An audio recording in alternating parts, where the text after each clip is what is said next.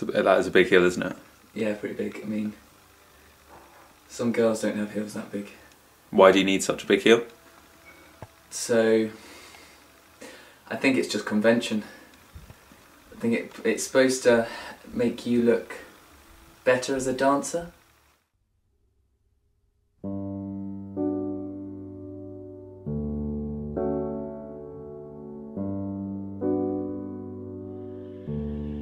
Meet my friend Stu. I first met Stu 3 years ago at university.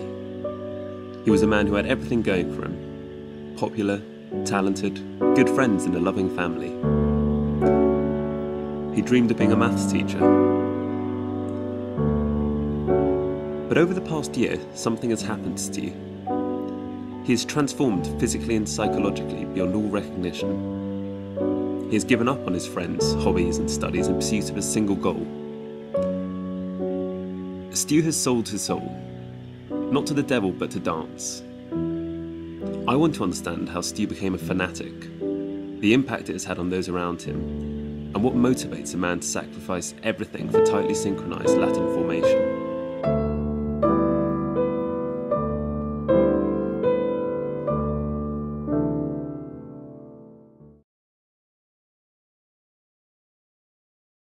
I think it began when he kind of did it as a joke. He got into it. I think he wanted to meet girls.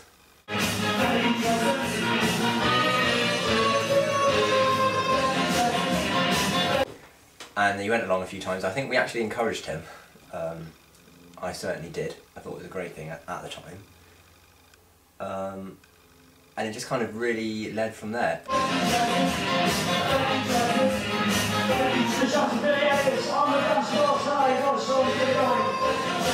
He likes to try new things.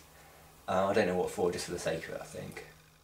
Well, I think Stu's a bit of a dilettante, and he's quite good at quite a number of things. Yeah. And so he likes to try new things and then persevere with them until he gets sufficiently good at them that he can call it an accomplishment. Yep, go for it.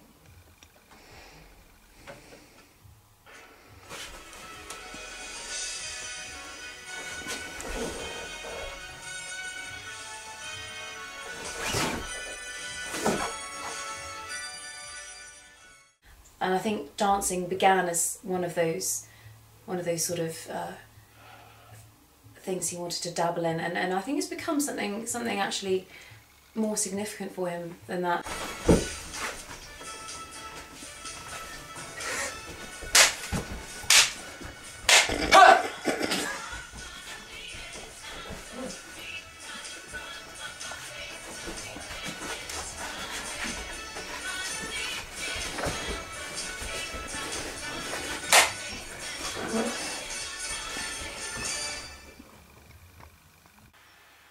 He's a very talented boy though, a very talented boy.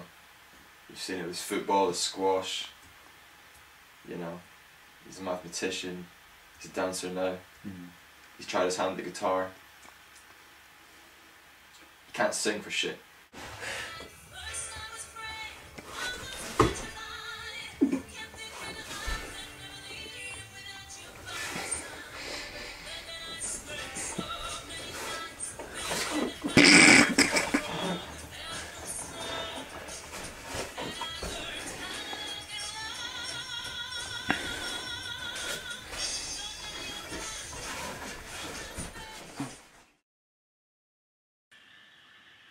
Over the past 12 months, Stu has taken dancing to the next level. He spends 15 to 20 hours a week in formal dance practice and has created a domestic training regime he follows religiously. After coming 7th in the intermediate level National University Latin Dancing competition, he was selected to represent England at the World Championships in Moscow. He also took part in the international formation event hosted by Vienna. But all this glory has come at a price.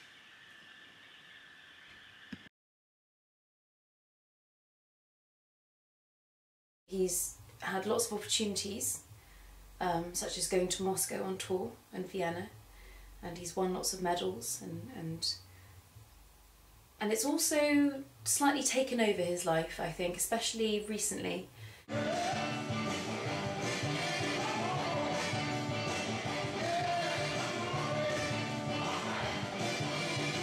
To the extent that he's been told that he needs to give more time to planning his teaching, his classes for the following day, and less time to his dancing, which has, you know, been the overwhelming occupation of his out of school hours.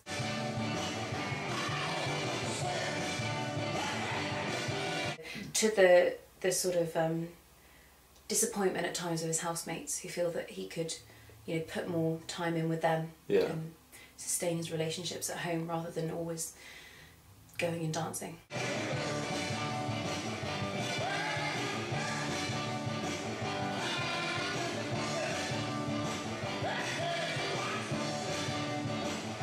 I mean, even in training to be a teacher, they've kind of said, Stu, you're dancing too much.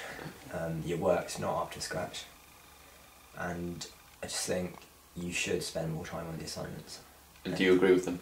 Yeah, I mean, if I was taught by Stu after a night he's been dancing, I just think I might as well have stayed at home, not come in, because this is rubbish.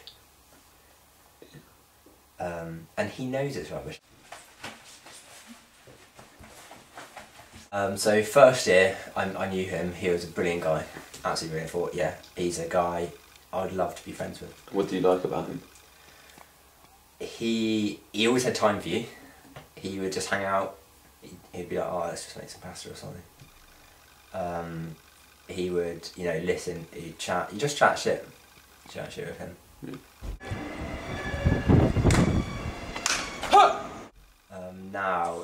Now, because of the dancing, you're like, oh, Stu, do you want to grab a pint? And he'd be like, I'll meet there at 10:30 after dancing. So 10:30's too late for a pint.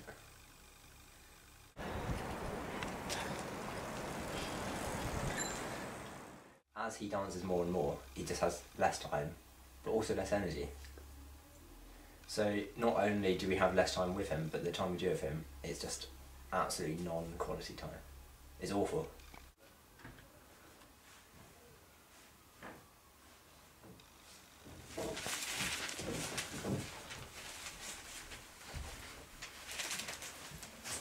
My friend came round, Anna Gillingham.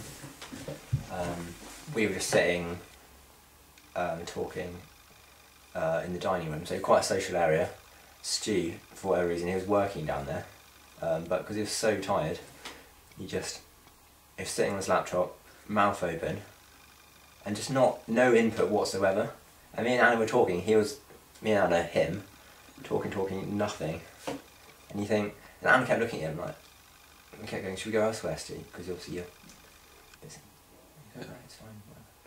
And the Stu of previous years would have been... He just shut the laptop. Yeah.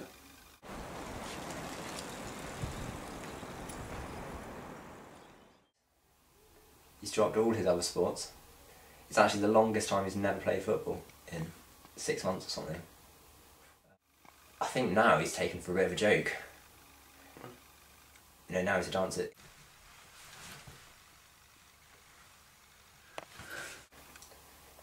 They make a joke at him, about him, when he's not there. And does Stu react to those jokes, that ridicule? Nah, because he loves dancing.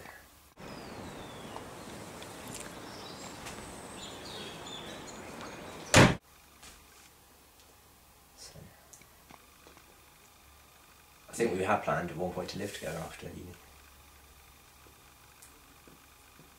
Would you be willing to live with him now? Not soon.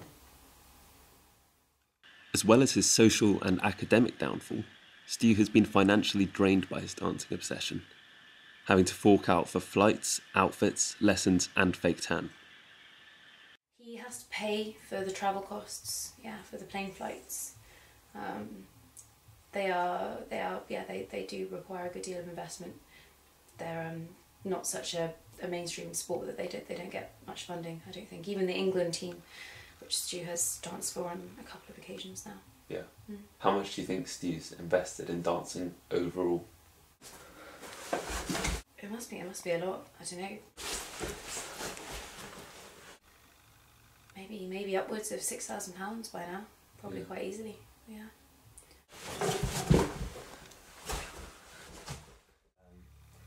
I'm not bitter. I just want to say that about him. I'm not bitter. How would you describe what you are? Angry. Angry about? The promised time we'd spend together and now. And the kind of way it's just, he's taking it all away. But I'm not bitter.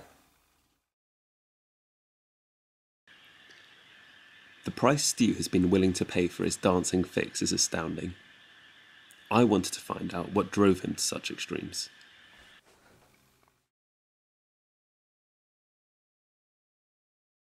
It's funny actually, because it seems like dancing is a world where he meets no girls that he actually wants to have sex with. Yeah. Sorry. So why he's still doing it, there must be a completely different reason.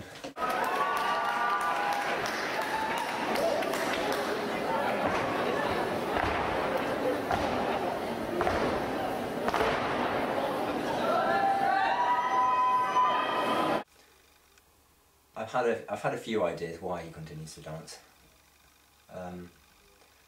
None very profound. One,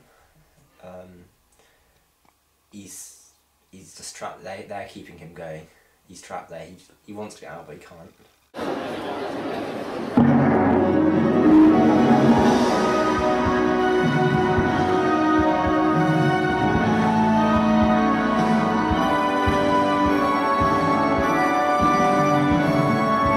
Who's they? The other dancers and the teachers. Yeah.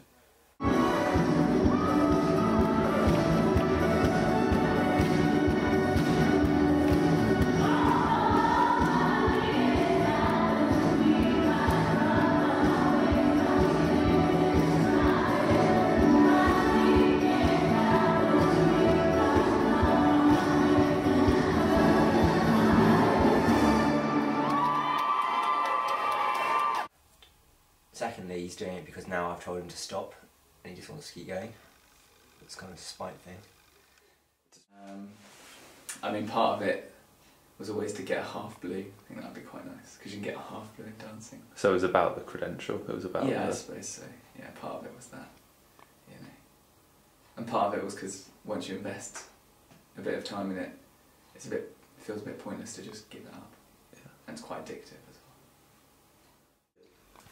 I think the coach always told me I had, you know, potential to be good, but because I never really took it very seriously, I never fulfilled any of that potential. It's actually interesting, this concept of rewards, looking at it from a scientific point of view.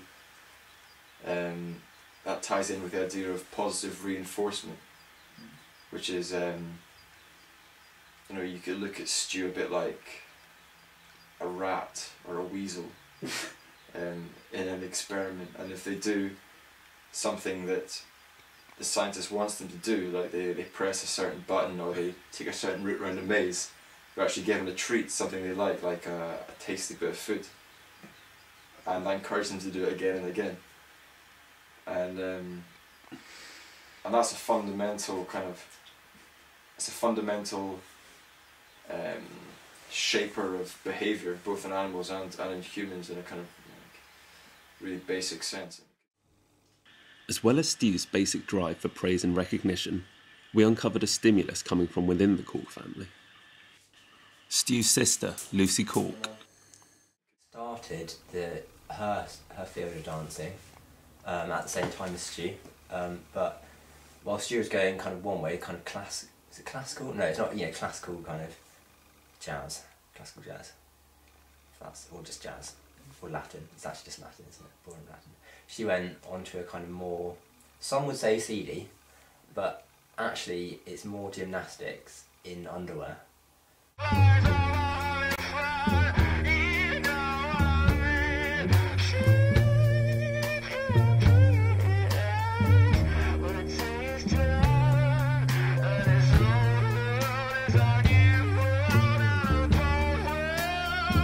you would imagine that possibly between a brother and a sister who are both pretty much professional dancers, there would be some competitive element.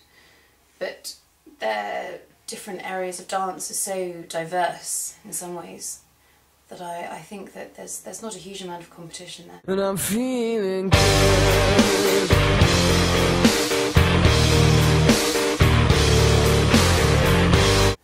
But I suppose, you know, it's sort of a bit of a Cork family trait and a bit of a culture in their household that I suppose fosters Stu's own desire to dance and enthusiasm for dancing.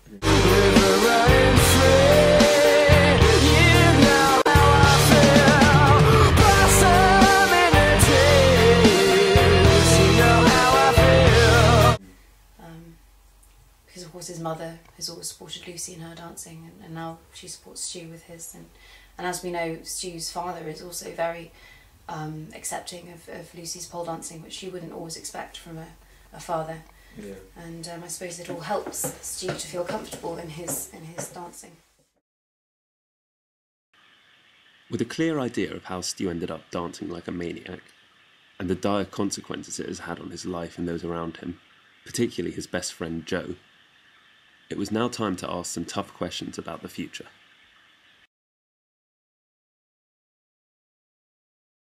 If Joe asked you to stop dancing, what do you think you would say? If Joe delivered that kind of ultimatum,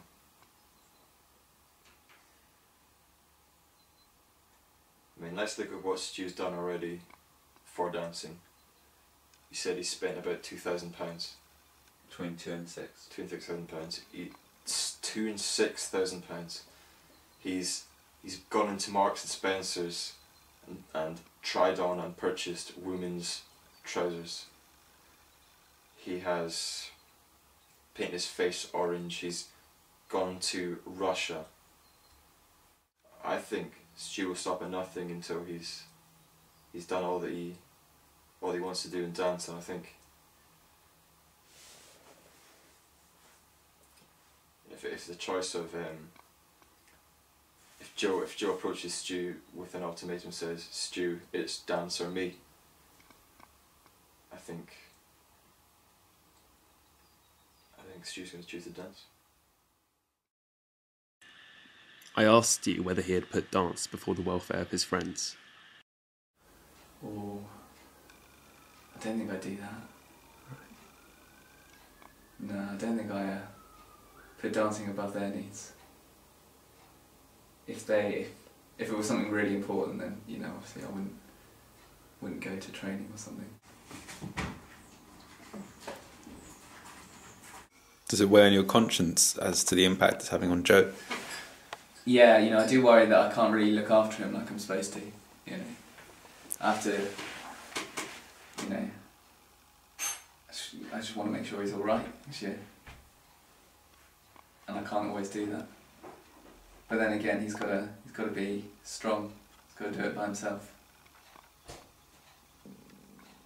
But I do worry about that sometimes, you know.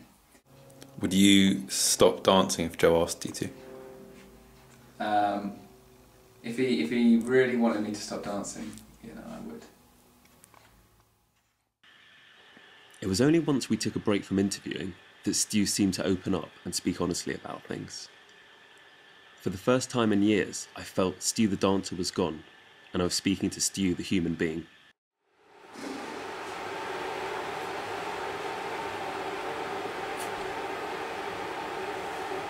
Dancing's just a bit shit. Oh god.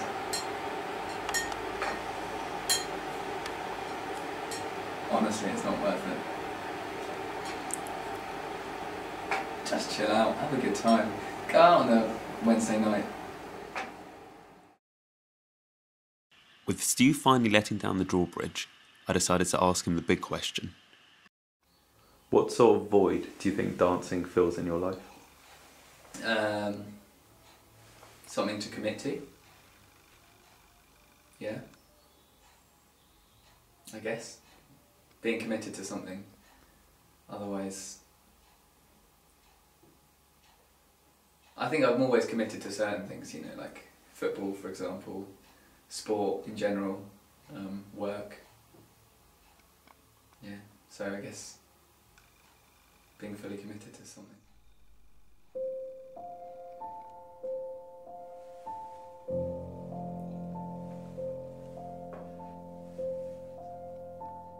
I wanted to find out what made my friend obsessed by dancing. I found not a man infatuated by the discipline or the technique of Latin formation. Instead, I found a man who needs any old hobby to focus his attention on. That happens to be high-level synchronised dancing. And until he finds something new, he's not going to stop.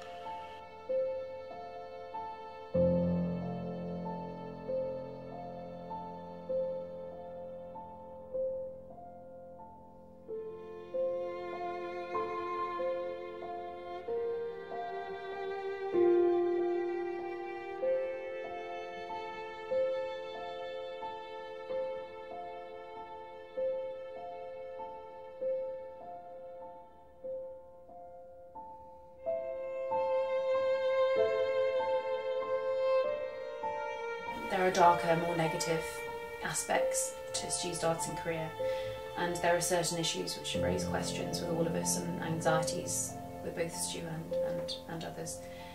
But I think that if it's something that he really wants to do and really invests time and money and all sorts of other things in, then it's something that we should support him in and be proud of his achievements.